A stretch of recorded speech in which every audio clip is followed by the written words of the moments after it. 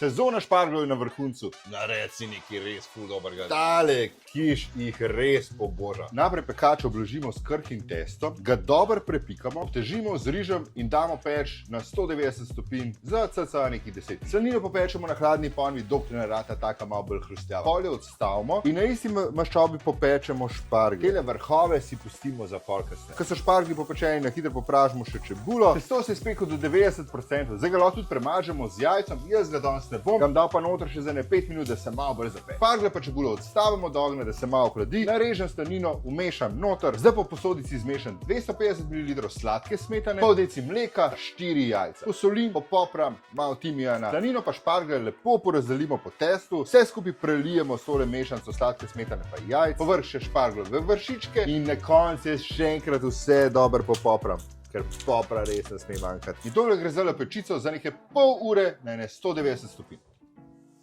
To je res ful dobro. Sočno, ta slanina da res toliko okusa, čebulca zraven vrhunsko paše, šparglji naredijo pa itak svoje. Pa če kupaš čez to, dejansko nimaš kaj da zafrkati. Hiter, na easy, rata. Dober tek!